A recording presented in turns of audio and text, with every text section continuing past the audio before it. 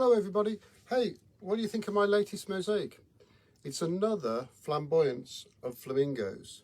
And normally I write the verses afterwards to sort of show my thinking, but this time the verse came to me first. And really this piece is an illustration to the verse. So I'd better tell you the verse, hadn't I?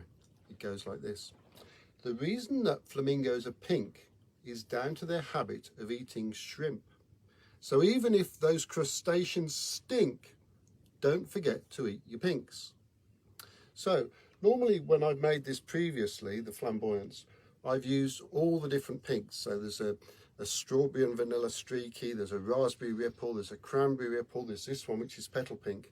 But I felt that the contrast between the white one who's forgotten to eat his pinks and the pinks would be stronger if it was all one pink. So I've just used the petal pink, which means that this piece is only 4 colours plus black, which is pretty minimal. I think you'll agree. It's about as minimal as it gets for me, but that's kind of the point really, because then the pattern is coming through, and moreover the contrast between the white one and the pink ones.